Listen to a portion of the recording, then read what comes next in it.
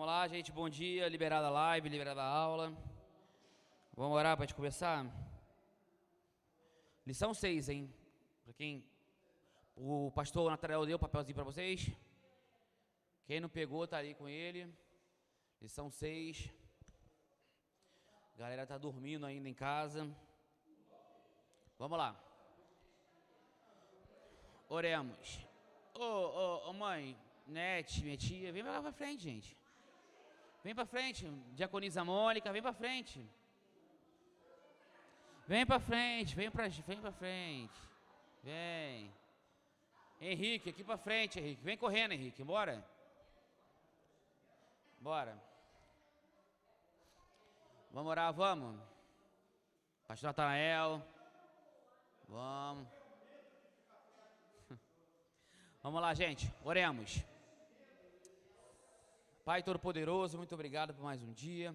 Obrigado por a oportunidade de estarmos aqui, Pai. A liberdade que nós temos de estar aqui para te adorar, para te buscarmos em união, em comunhão. Te peço, Pai, que o Teu Espírito Santo possa, em nome de Jesus, possa guiar essa aula, tanto daqui quanto a dos jovens lá de cima, que possa guiar também a aulinha que for dada para as crianças ou para os adolescentes ali atrás, não sei, Pai, mas que o Seu Espírito esteja à frente de todas as aulas, de todas as ministrações, de tudo que for feito aqui nesse lugar, que tudo que for acontecer aqui, Pai, seja para a honra e glória do Teu santo, eterno e poderoso nome, Pai. Esteja presente aqui neste lugar conosco, me conduza em cada palavra, me conduza em cada gesto, em cada atitude, que o Senhor possa me inspirar e possa inspirar também os alunos do Instituto Poderoso. Pai, que tudo que for realizado aqui, que tudo que for acontecer nessa aula aqui, seja para engrandecer o Teu nome, para que possamos sair daqui menos ignorantes a Teu respeito, para que possamos sair daqui mais entendidos a respeito da Tua palavra, a respeito da Tua natureza, da Tua essência. Ilumina nossas mentes, abre os nossos olhos espirituais, Deus Todo-Poderoso, em nome de Jesus, a fim de que possamos compreender o que nós formos estudar aqui, para que possamos entender que não são apenas palavras, mas são palavras espirituais, palavras que têm poder para mudar e moldar e transformar também. Esteja à frente, assuma o controle, Espírito Santo, que eu seja meramente um instrumento em Tuas mãos. Te agradecemos mais uma vez por mais um dia, pelo ar que nós respiramos, por Senhor ter dado Teu único maravilhoso Filho para morrer em nosso favor. Em nome desse Teu Filho amado, Jesus Cristo, maravilhoso, que vive e reina para todo sempre, que oramos a Ti, Deus Todo-Poderoso. Amém.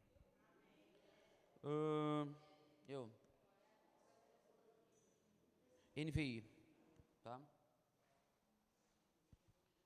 Todo mundo aí, tá com o negócio aí? Com papelzinho? Vamos lá. Texto áureo está lá em Salmos 119, verso 105. Lâmpada para os meus pés é a Tua palavra e luz para o meu caminho. Verdade prática. A Bíblia é um guia seguro para a nossa caminhada cristã. Alicerçados nos ensinos da palavra de Deus, somos instigados a viver com sabedoria e prudência. Vamos lá, leitura bíblica em classe, Salmos 119. A gente vai ler do 97 ao 105. Eu vou ler lance aqui para live, não sei se vai ficar legal, né?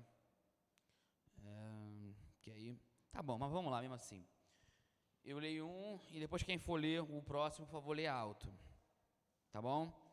Aí eu leio vocês leem eu leio outro, vocês leem outro. Vai ser assim, tá bom?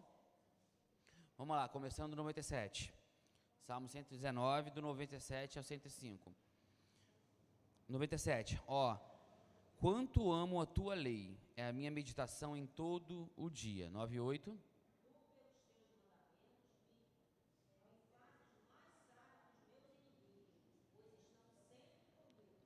99. Tenho mais entendimento do que todos os meus mestres, porque medito nos Teus testemunhos. 100.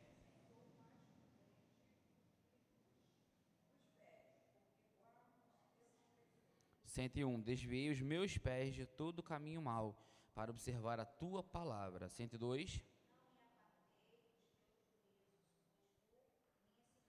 103.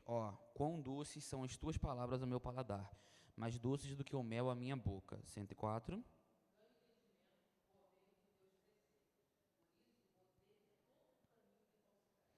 105. Lâmpada para os meus pés é a Tua palavra e luz para o meu caminho.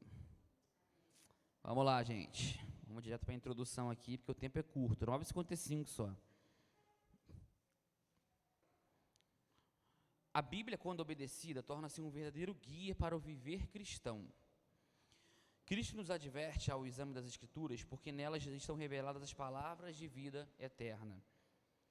Tiago assevera que a palavra de Deus transforma a nossa natureza e nos conduz pela vereda da salvação. Nesta lição, veremos que a Escritura é um alicerce construído de sabedoria e prudência para a vida. Vamos lá para o primeiro. 1. A Bíblia é um alicerce para a vida. A palavra de Deus é alicerce. Importante ressaltar que a Bíblia é a única infalível revelação escrita, divinamente inspirada, ou seja, inspirada pelo próprio Deus. Quem ouve e coloca em prática a palavra de Deus é comparado a uma pessoa prudente, cuja casa é alicerçada sobre a rocha. Nesta ilustração de Jesus, a casa simboliza as nossas vidas. As nossas vidas terem como base a rocha, que é Jesus Cristo. A vida deve ser edificada nos ensinos de Cristo, a fim de alcançar a virtude e um destino glorioso. O próprio Cristo é a rocha. Ele tem as palavras de vida eterna. A síntese desse grande ensinamento é que nem as crises dessa vida e nem a eternidade poderá abalar quem está firmado em Cristo e na sua palavra. Vamos ler, que eu achei muito interessante, 2 Timóteo 3. Vamos ler o 16 e o 17. Que aqui ele até dá, ele até dá o de 2 Timóteo, mas ele dá só o de 2 Timóteo 3,16. Vamos ler também o 17, para nós mostrarmos de uma forma mais enfática a importância da Bíblia. 2 Timóteo 3, eu vou ler, preste atenção, 16 e 17. Toda a Escritura, Paulo falando para Timóteo, toda a Escritura é divinamente inspirada e proveitosa para ensinar, para redarguir, para corrigir, para instruir em justiça, para que o homem de Deus seja perfeito e perfeitamente instruído para toda boa obra. Olha o que está falando aqui, no 17, para que o homem de Deus seja perfeito e perfeitamente instruído para toda boa obra. O que ele está querendo dizer aqui em outras palavras, Paulo? Que se o homem de Deus não estiver a palavra de Deus, se o cristão não tiver a palavra consolidada, correndo nas suas veias, ele não vai estar preparado para a realização da boa obra. Nem evangelizar ele vai saber. Ele não vai saber fazer o mínimo do mínimo. A essência divina não vai correr no sangue dele. Ele não vai pensar como Cristo pensou, porque aqui nas Escrituras é que estão os pensamentos de Cristo, os pensamentos de Deus a respeito da humanidade, a essência de Deus, a natureza de Deus.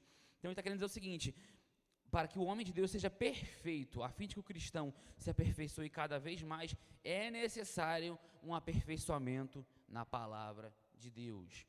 Caso contrário, ele não vai ter a instrução mínima para realizar a boa obra. Lá em Efésios, agora eu não lembro, tem um capítulo que Paulo escreve, não sei se é aos Gálatas, não sei se está em Efésios, que ele fala o seguinte, que o herdeiro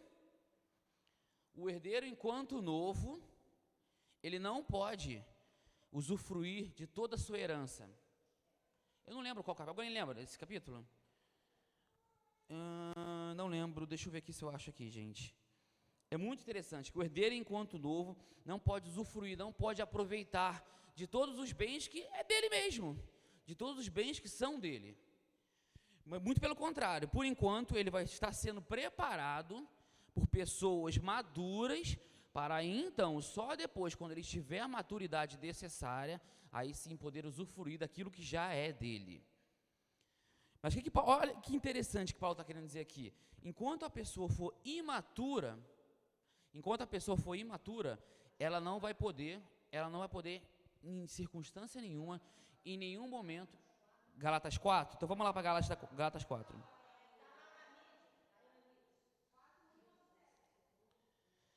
Isso. Ó, NVI, por favor, Ju. Que é a minha versão preferida. Aí, ó. Olha o que está escrito ali. Digo, porém, que enquanto o herdeiro é menor de idade, em nada difere de um escravo. Olha só, o herdeiro que é menor de idade em nada difere de um escravo, embora seja dono de tudo. 2. No entanto, ele está sujeito a guardiões e administradores até o tempo determinado por seu pai. Volta para 1. Isso, aí. Isso aqui é muito interessante. O garoto, aquele garoto imaturo, despreparado, ele é dono de uma riqueza incrível, mas ele não tem maturidade para usufruir essa riqueza. Ele não tem maturidade para aproveitar essa riqueza. Ele não tem aquilo que é necessário para fazer uso de tudo aquilo que já é dele. Vocês estão me entendendo? Ele só vai ter aquilo que é necessário, ele só vai poder viver a plenitude dos seus bens quando ele alcançar a maturidade. E é isso que Paulo está falando aqui em Timóteo, basicamente. Quando o cristão alcança a plenitude no conhecimento da palavra, quando ele alcança a maturidade, aí sim ele vai ter aquilo que é necessário para realizar a obra de Deus. Caso contrário, vai ser um eterno bebê. Bebê não aproveita nada, bebê não tem capacidade de fazer, de levar outras pessoas da maturidade. Bebê não tem a capacidade de fazer com que outras pessoas se desenvolvam, porque ele mesmo precisa se desenvolver. O Christian não tem capacidade nenhuma nesse momento de ajudar alguém socialmente falando, economicamente falando, espiritualmente falando, porque ele ainda precisa de todo tipo de ajuda. Ele ainda precisa dessas ajudas que eu acabei de falar para vocês agora. Ajuda social, ajuda econômica, ajuda espiritual. Quando ele alcançar um certo nível de maturidade, quando ele começar a trabalhar, ter o dinheiro dele, se formar, aí sim ele vai ter a maturidade necessária para o quê? Para fazer com que outras pessoas alcancem o que agora ele alcançou. Vocês estão entendendo? O cristão, então, imaturo, é um cristão que ainda não tem a capacidade de viver tudo aquilo que Deus preparou para ele. E sabe qual é o problema disso? Tem cristãos que ficam na imaturidade por 50, 60 anos, 70, 80. O cara nunca sai daquilo. Então a gente vai cair o que está escrito lá em Timóteo, que nós acabamos de ler. Ele nunca vai estar preparado para instruir outros. Ele nunca vai estar preparado para fazer com que outros alcancem a maturidade, porque ele não alcançou. E aí vai ter um problema, meu amigo, que ele vai ser cobrado. Porque tem pessoas que Deus colocou na mão de outras. Algumas pessoas estão na mão de pessoas específicas. Só que para essas pessoas poderem ser bênção na vida dessas outras pessoas, elas vão ter que se desenvolver. Elas vão ter que se aperfeiçoar na palavra. Elas vão ter que fazer o que for necessário. O próprio Paulo, tem muita gente que acha que quando Paulo teve aquele encontro com Cristo a caminho de Damasco, a partir dali, as coisas mudaram e na outra semana ele estava fazendo a primeira viagem missionária. Estima-se que até Paulo fazer a primeira viagem missionária, desde que ele teve aquele encontro com Cristo a caminho de Damasco, foram mais ou menos 20 anos.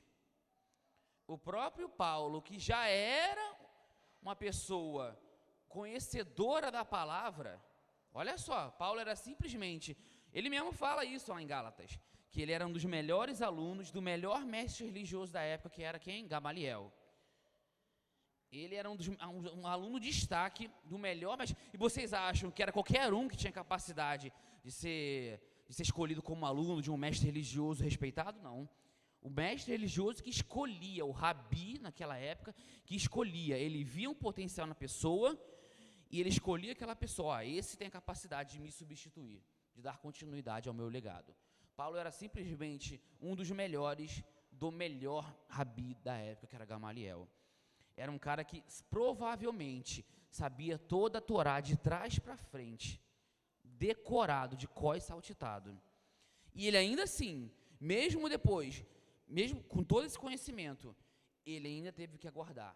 Ele ainda teve que ser tratado pelo Espírito Santo, ainda teve que passar pelo processo de maturação. Ele passou, demorou, mas ele chegou lá. Imagina se Paulo não tivesse passado por esse processo. Imagina se Paulo não amadurecesse. Imagina se Paulo não renunciasse tudo que ele renunciou para alcançar a maturidade. O evangelho provavelmente nem teria chegado em nós. Porque Paulo foi o maior fundador de igreja que existiu, o maior erudito do evangelho. Vale salientar aqui, gente, que o apóstolo Paulo ele foi discipulado por Barnabé, aproximadamente 4 anos, tá? Segundo os teólogos aí. Teve isso, e depois ele ficou também 2 anos, se eu não me engano, no deserto, que ele falou, sozinho, que lá ele devia ter... Paulo, imagina, gente, Paulo devia ter entrado em crise, que ele perseguia Jesus, ele achava que Jesus não era o Messias esperado pelos hebreus. Ele entrou em crise, então provavelmente esses 2 anos que ele passou no deserto, ele devia ter passado orando, falando com Deus, sendo tratado pelo Espírito Santo. Mas enfim, o que eu estou querendo dizer é o seguinte: quando você deixa de amadurecer, quando você deixa de buscar o aprofundamento na palavra de Deus, não é apenas você que sofre, mas outras pessoas que seriam abençoadas através da tua vida vão sofrer também. Você teria capacidade de fazer muito mais do que você faz hoje. Vai chegar no grande dia que Deus ele vai cobrar cada vida que nós não atingimos através dos nossos dons e talentos que Ele nos deu. E aí, meu amigo, a pastora até postou um vídeo desse acho que na igreja e no grupo dos jovens também. Deus cobrando cada um. Cadê aquelas sei lá quantas vidas que eu coloquei nas tuas mãos, para que através daquilo que eu te dei, você pudesse alcançá-las? Eu te dei isso, eu te dei aquilo. Tá, mas você acha que era o quê? Para você usufruir apenas para si mesmo? Não. Então, como falar em 2 Timóteo, vamos ler de novo? 2 Timóteo, por favor, Ju, 3,16. Não, vai para o 17. 2 Timóteo 3,17. Olha o que ele fala: para que o homem de Deus seja apto. Vai do 16, para não pegar fora de contexto. Toda a escritura, a Bíblia, é inspirada por Deus e útil para o ensino, para a repreensão, para a correção e para a instrução na justiça. Para que o homem de Deus seja apto, para que ele esteja preparado e plenamente preparado para toda boa obra, para realizar a vontade de Deus. E Deus, Ele quer que nós nos esforcemos. Só lembrando, uma coisa que eu estava lendo que eu achei muito engraçado, até meio bizarro, que quem foram os 2 únicos espias que levaram esperança ao povo de Israel quando foram espionar a terra de Canaã? Quem? Saul? Não, claro que não. Opa. Obrigado, meu irmão. Obrigado. Não, Saulo é Novo Testamento, bem depois. 2 espias. Josué e Caleb. Saulo foi depois. Olha só, gente. Olha que doideira. Os 2 tiveram fé em um momento muito complicado, certo? O que aconteceu? Eles tiveram uma promessa divina, então, de que eles, no meio daquela geração incrédula, eles entrariam na terra prometida. De toda aquela galera que saiu da terra prometida, só Josué e Caleb entraram. O resto foram as pessoas que foram nascendo no deserto. Pessoa velha que saiu do Egito não entrou, só Josué e Caleb. Beleza, eles foram lá, invadiram a terra de Canaã, venceram os povos que lá viviam. Olha que doideira. Caleb, com 85 anos, ele já tinha promessa sobre si, mas ainda assim a promessa não era suficiente, ele tinha que ir atrás da promessa. Isso é muito louco. Deus, ele promete, mas ao mesmo tempo ele espera que você se movimente em favor dessa promessa. Caleb... Não, tu falou qual é o nome? Saulo? Não, Saulo é Paulo.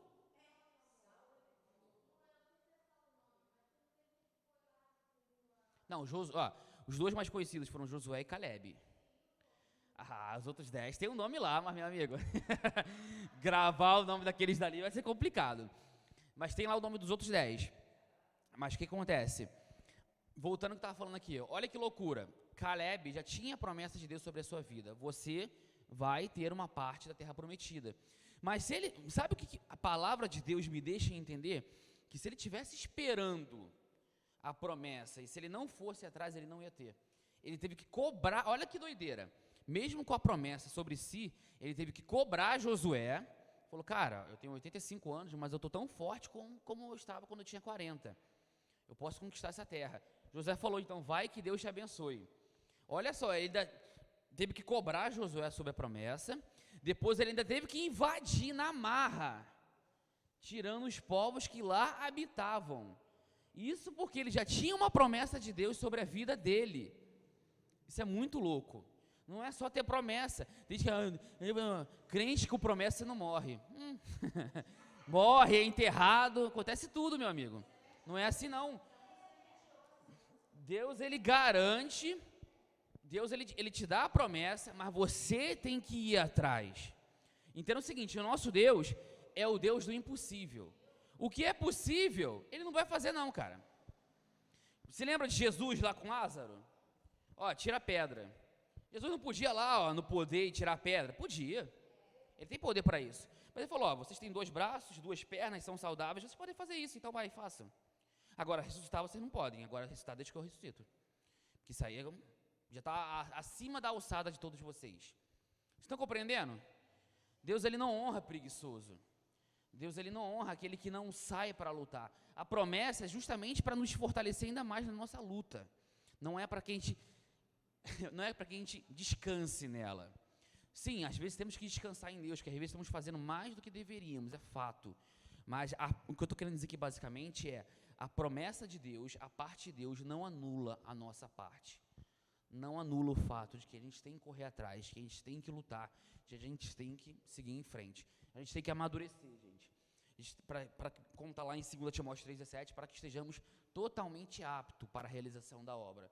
E esse amadurecimento, Deus, ele nos ajuda no processo, mas tem que partir de nós. Vamos lá. 2. A palavra de Deus é luz. Alguém deixou de receber o papelzinho? Vamos lá. Os salmos declaram que a palavra de Deus é lâmpada para os pés e luz para o caminho. Significa que a Bíblia possui orientações para cada passo do nosso viver e instruções para todo o curso da nossa vida. Pedro fala da palavra como uma luz que alumia em lugar escuro.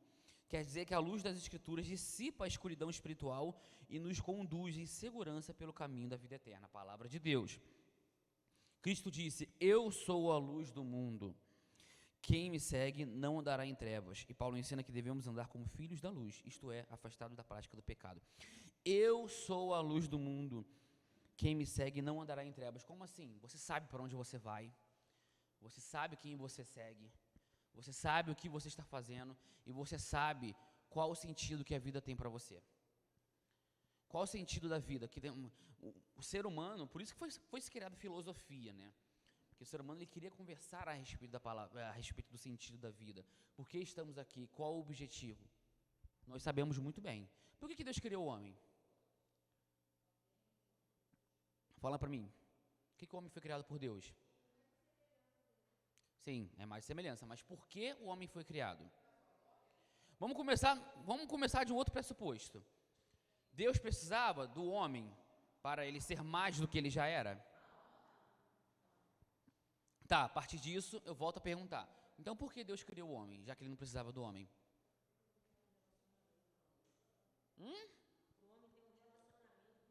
Para o homem ter um relacionamento. Vocês concordam?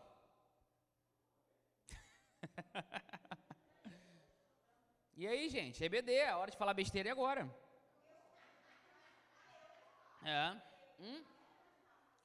Faz o quê? Faz parte? De que faz parte? Tá, mas quando você fala faz parte, parece que faz parte de um todo. Qual é o todo?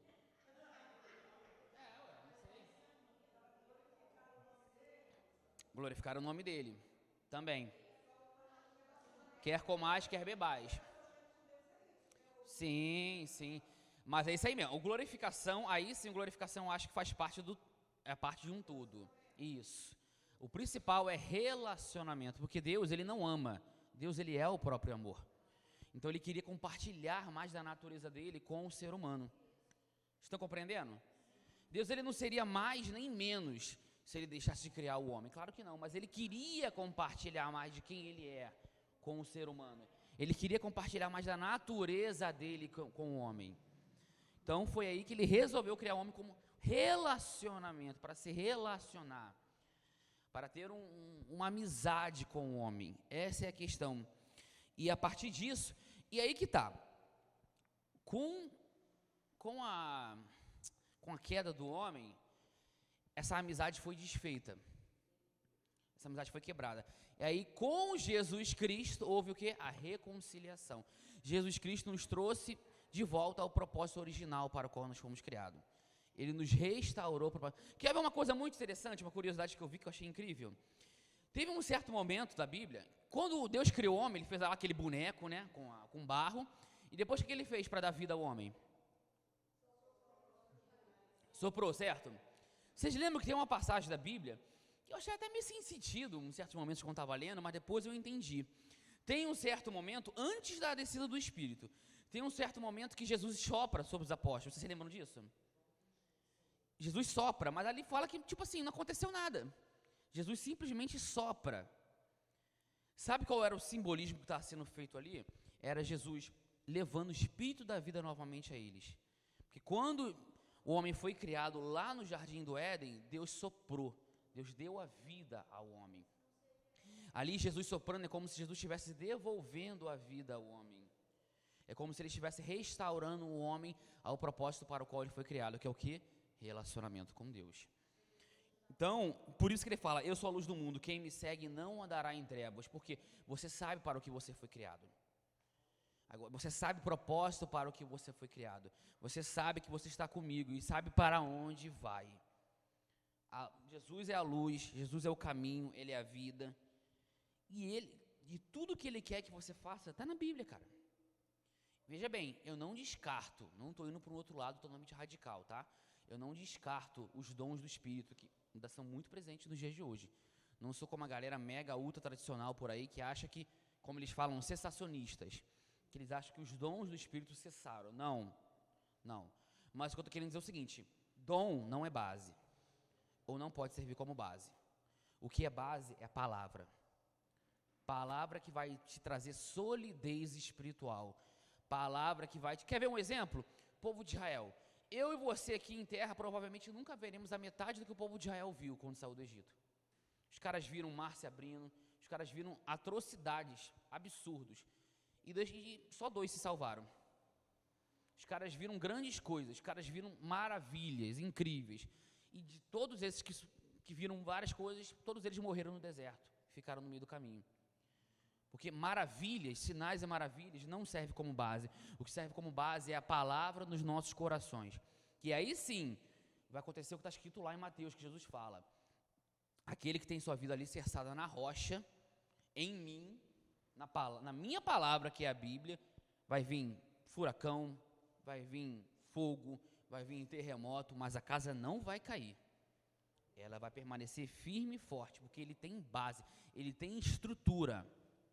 Não vai cair. Vamos lá.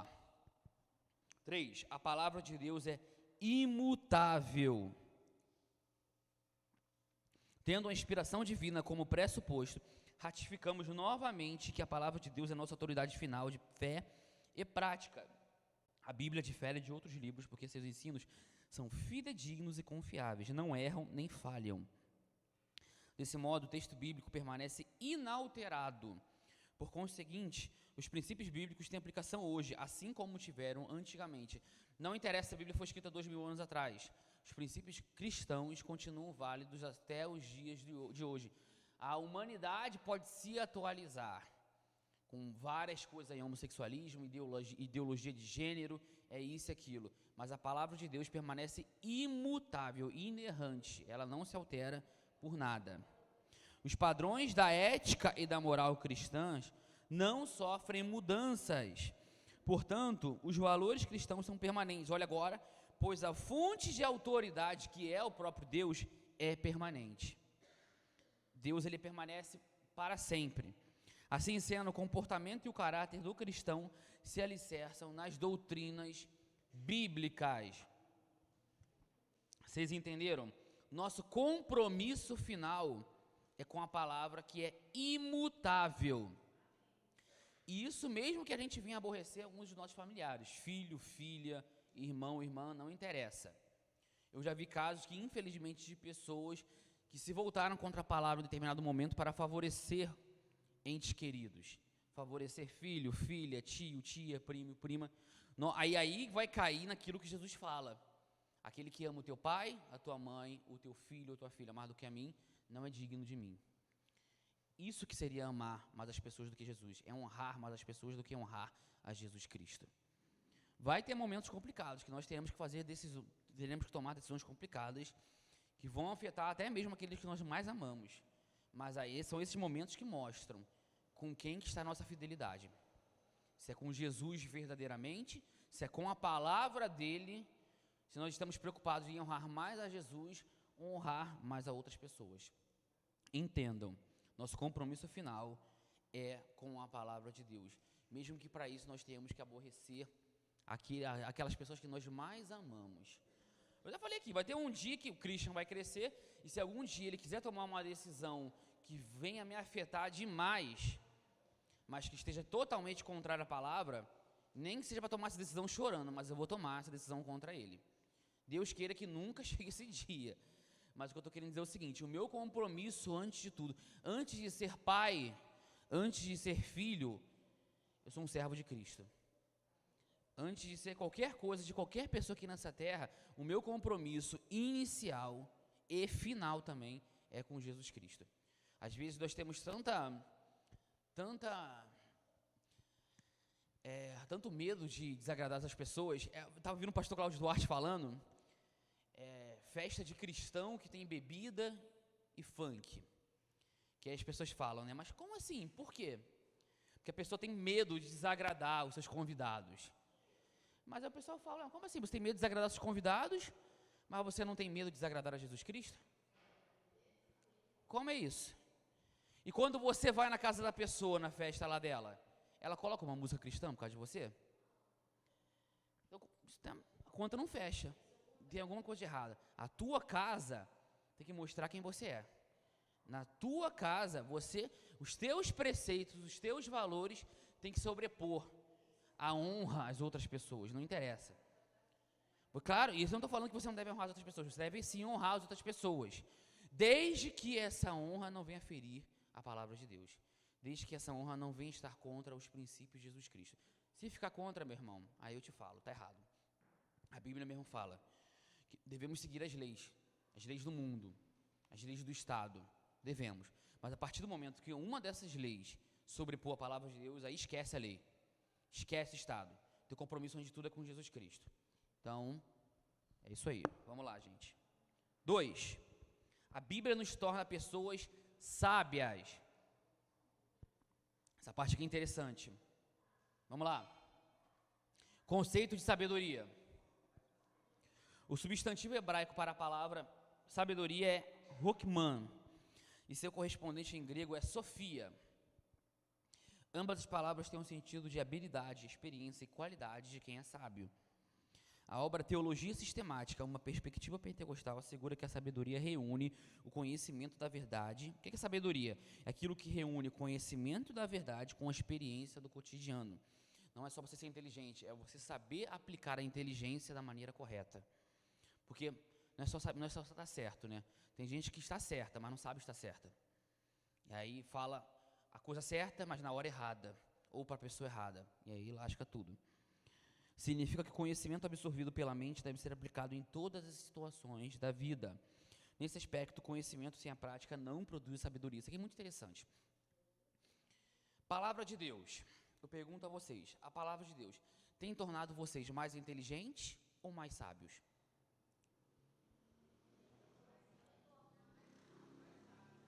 Tem muita gente, já vi ateus que já leram a Bíblia de trás para frente 10 vezes. Se botar o cara aqui no púlpito, o cara vai falar melhor do que muitos pastores. Mas aí que tá, ele adquiriu sabedoria e inteligência, ele ficou inteligente. Só que ele não pratica tudo aquilo que ele leu no seu cotidiano. Essa é a questão da sabedoria. E também vem a maturidade. A maturidade também é quando você começa a ter influência na vida de outras pessoas de uma forma positiva. Tem muita gente que lê a Bíblia, tem muita gente que faz estudos da Bíblia, devocionais, mas tudo aquilo não se traduz em bênção na vida de outras pessoas. Mas tudo aquilo é retido para ela mesma. Veja bem, estou falando que você não deve ler a Bíblia para si mesmo? Claro que deve, óbvio. A Bíblia precisa moldar quem você é. E para você ser moldado por ela, você precisa ter familiaridade com ela. Você precisa estar acostumado com ela, você precisa saber o que ela fala a respeito de variados assuntos. Só que a questão é, como Paulo fala, Timóteo, eu te instruo que você vai passar essa palavra para pessoas de confiança, que vão instruir a outros e a outros. Não é para parar em você. Até porque também isso denota... Ontem a gente estava discutindo sobre isso, o discipulado dos jovens aqui. Como que eu sei que eu sou um cristão maduro? Ou que eu alcancei um certo nível de maturidade? Eu pergunto... Você tem influenciado a vida de outras pessoas? Outras pessoas têm sido bênção através da sua vida? Você de alguma forma tem passado o que Deus te deu? Porque é isso. Quem é maduro, ele consegue instruir outras pessoas. O que é o professor? O professor é simplesmente aquele cara que alcançou um nível de maturidade num determinado assunto que outras pessoas não alcançaram ainda. Então, qual é o papel dele? É fazer com que outras pessoas alcancem um nível de maturidade que hoje ele tem. Compreenderam? Isso é professor. Nós, como cristãos, todos nós temos que ser professores em algum momento das nossas vidas. Nós precisamos passar esse conhecimento adiante. Caso contrário, não vai adiantar nada. A palavra de Deus, ela é um tesouro que precisa ser compartilhado. E é um tesouro mesmo, gente. É uma coisa muito louca. Às vezes eu vejo as pessoas vindo para a igreja como se fosse uma missa. O cara para aqui. Cada um tem seu jeito, tá? Pelo amor de Deus, não tô falando mal do jeito de ninguém. Mas não é muito bem o que eu vejo na Bíblia. A Bíblia fala... acho que às vezes falta uma compreensão maior do nosso lado. Tem uma parábola incrível de Jesus que eu acho que mostra um pouquinho do que é. Quando a chave vira, quando o cristão entende o que é evangelho de verdade, tem uma parábola que Jesus fala assim: o reino dos céus, o reino de Deus, é como um cara que achou um tesouro num terreno. Vocês lembram disso? Cara, o cidadão, ele fica tão maluco com esse tesouro, ele fica tão encantado, que sabe o que Jesus fala que ele faz? Ele vende tudo o que ele tem. Ele vende tudo o que ele tem para comprar o terreno, porque ele sabe que dentro desse terreno, ali embaixo, o terreno tem um tesouro. Isso é o evangelho.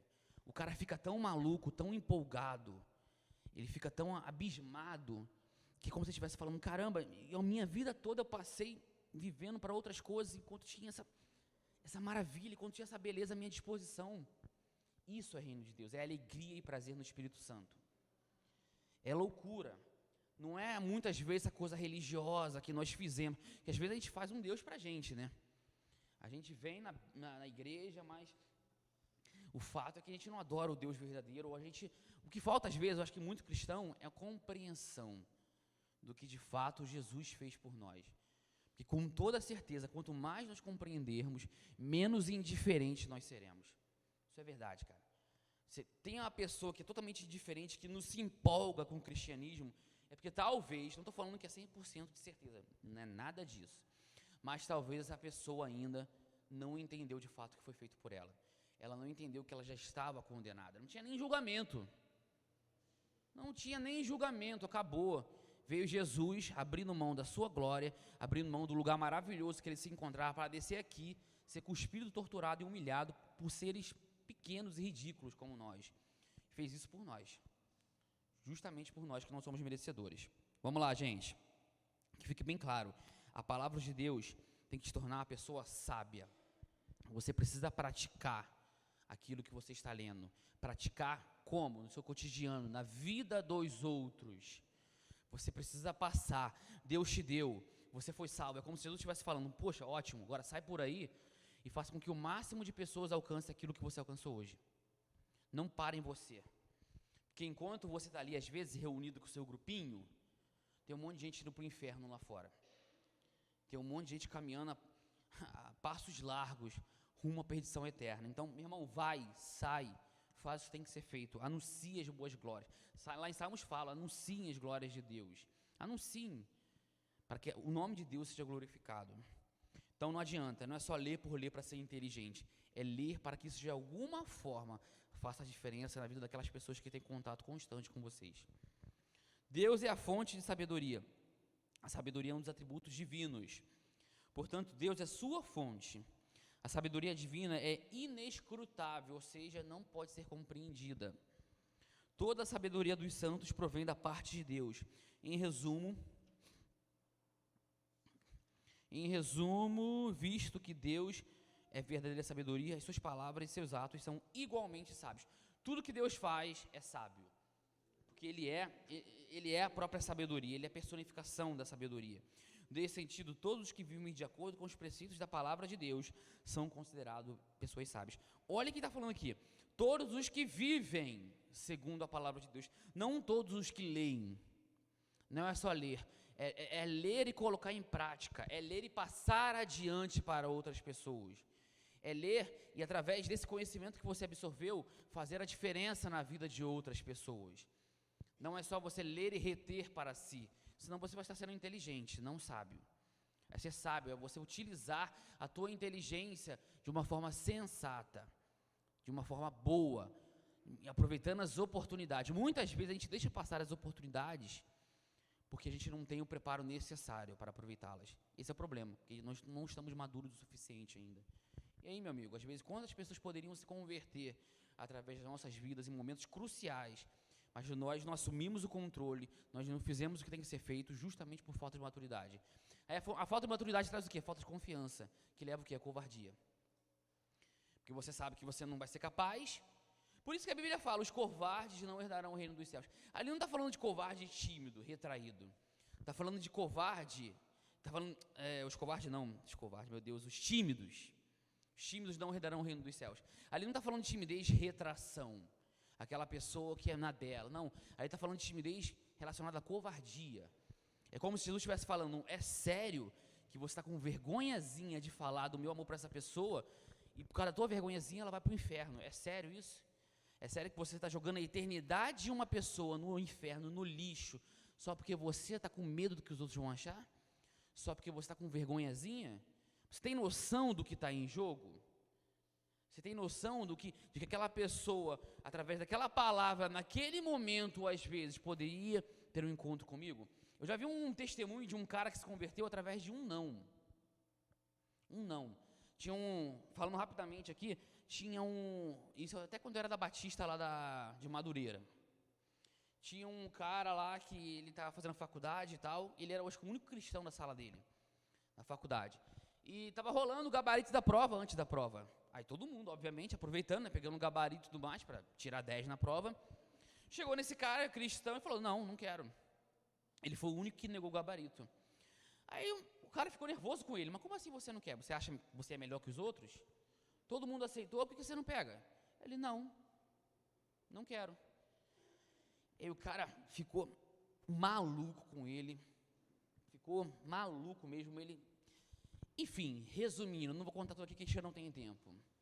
Anos depois, esse cara que disse o não, ele virou pastor, e esse cara que virou pastor, que negou o gabarito, ele se encontrou com esse outro rapaz que ofereceu o gabarito para ele, anos.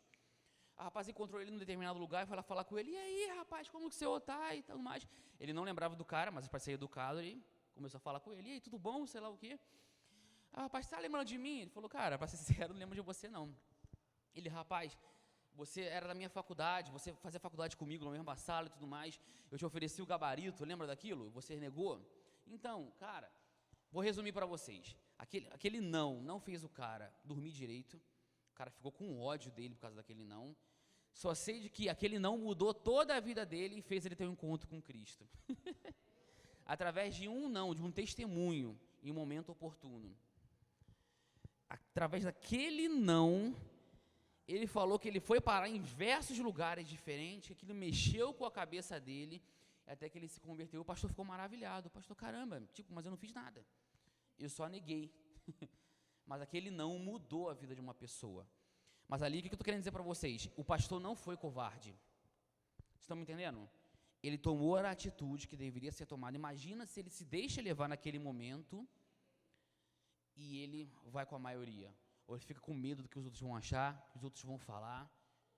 É uma vida que deixaria de ser ganhada por conta de covardia. É nesse sentido aqui de timidez que eles falam. É você fazer o que tem que ser feito no momento oportuno. Só que aí, para isso, também a gente tem que ter maturidade. Uma coisa puxa a outra, gente. Paulo não seria Paulo se ele não alcançasse o nível de maturidade que ele alcançou. Vamos lá. Quer falar alguma coisa, diaconisa? Ah, sim. Exatamente, foi o testemunho dele. Aí cai naquilo, né, que uns falam que foi Agostinho que falou, outros falam que foi, não sei, que ele fala, pregue. Se necessário, utilize palavras. Né, claro que sempre quando você tiver oportunidade, fale. Mas o que ele está querendo dizer com isso? Pregue, se necessário, utilize palavras. Que a pregação, antes de tudo, tem que começar pelo teu testemunho. As tuas palavras precisam ser uma confirmação daquilo que você mostra no teu dia a dia. Caso contrário, elas não vão ter efeito. O temor é o princípio da sabedoria. A Bíblia registra que o temor do Senhor é o princípio do saber. A frase temor do Senhor não significa ter medo de Deus, mas expressa reverência e adoração. O pastor às vezes já cansou de falar isso aqui. O que é temor? Respeito profundo por Deus. Essa atitude é o preceito pelo qual se inicia a sabedoria. O temor a Deus produz entendimento. E por meio da obediência às Escrituras, os cristãos passam a viver como pessoas sábias. Em contraste, os que rejeitam ao Senhor e a sua palavra permanecem na ignorância. O que ele está querendo dizer com isso aqui? O que Salomão quis dizer com isso? O temor é o princípio da sabedoria. Quer ser sábio? Comece pelo básico. Comece temendo aquele que é digno de toda glória, honra e louvor. O básico, o básico. O temor é o princípio, é o começo da sabedoria. Você quer ser uma pessoa sábia? Tema ao Senhor, porque Ele é digno de todo temor, de toda adoração, de tudo isso. Aí a gente entra naquela outra passagem que Paulo fala, dizendo-se sábios, tornaram-se o quê?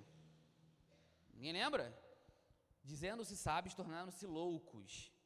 Paulo fala lá em Romanos. Por quê?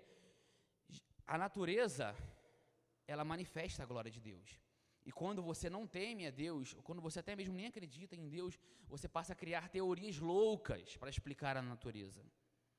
Você passa a criar argumentos malucos, insanos, para justificar, para explicar algo que já está na sua cara.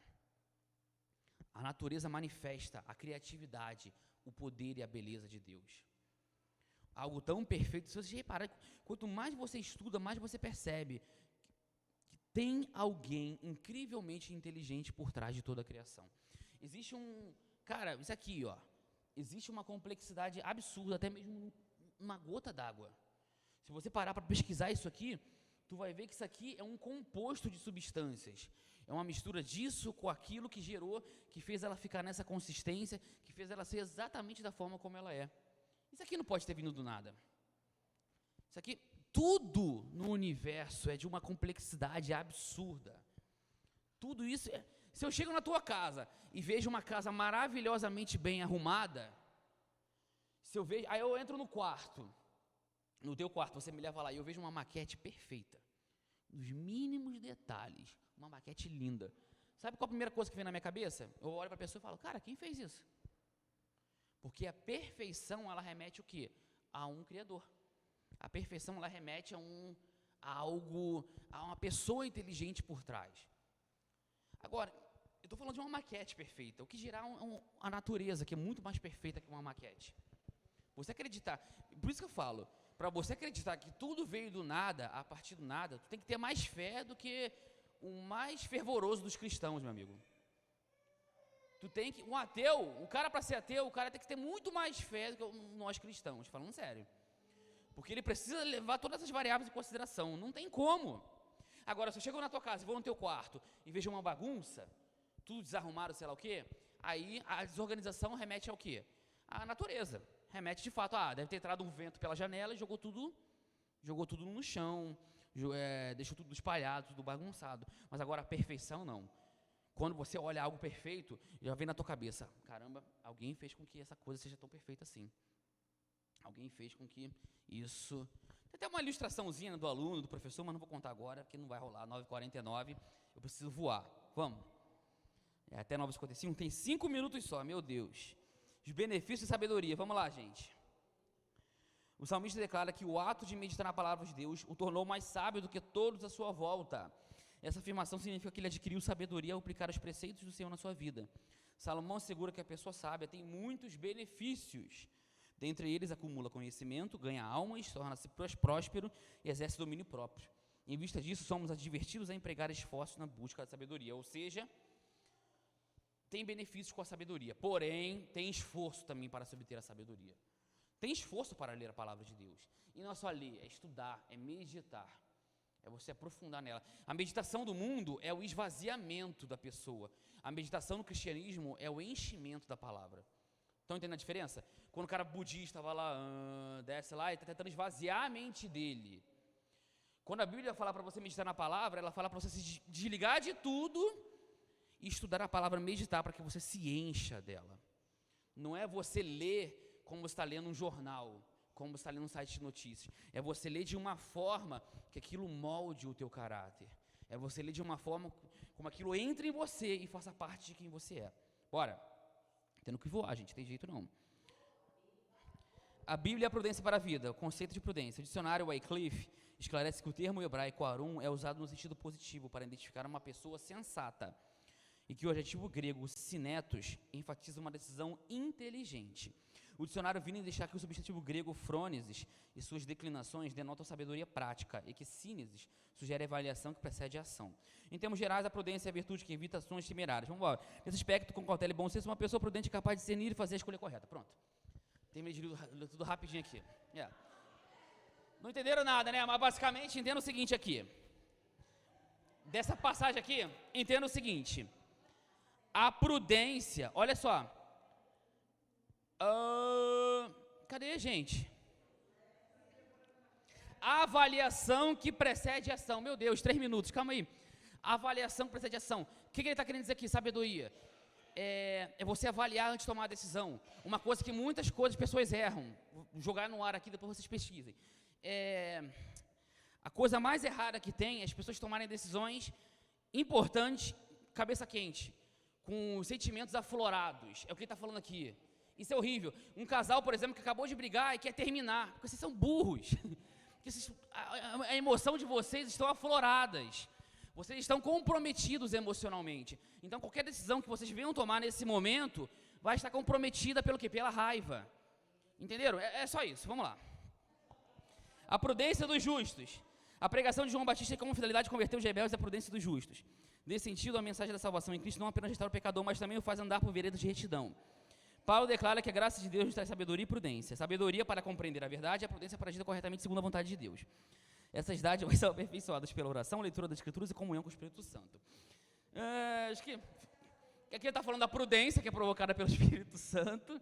Vamos lá, os benefícios da prudência. O livro de Provérbios descreve os benefícios da prudência. Dentre eles destaca-se o autocontrole para não revidar ofensas. Tem até uma passagem, né, que eu acho muito legal de Provérbios, honroso é para o homem fugir de contendas. Honroso é para o homem, olha só, honrado é o homem que foge de questões, de contendas. Isso Salomão, o homem mais sábio. Às vezes o cara é meio turrão, é meio problemático, qualquer coisa já quer cair para briga. O que o homem mais sábio que já existiu fala disso? Honroso é para o homem fugir de contendas, fugir de questões problemáticas.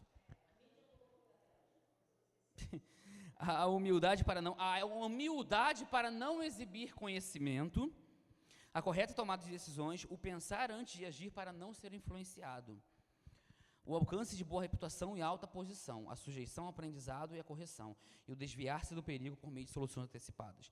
Nos evangelhos, Cristo enfatizou que a pessoa prudente tem a palavra de Deus como regra de vida, procede com retidão e cumpre seus deveres com fidelidade. Por fim, cuida com o esmero da sua vida espiritual e mantém acesa a chama do Espírito. Em vista disso, a Bíblia nos exorta a viver prudentemente e não como nécios. A prudência, ela sempre vai te levar o quê? A sabedoria. Mas a sabedoria tem a ver com a prudência, que tem a ver com o pensar antes de agir, que tem a ver com equilíbrio, sim, que tem a ver com o quê? Com você tomar decisões pensadas, mas são decisões pensadas, mas pensamentos em momentos corretos.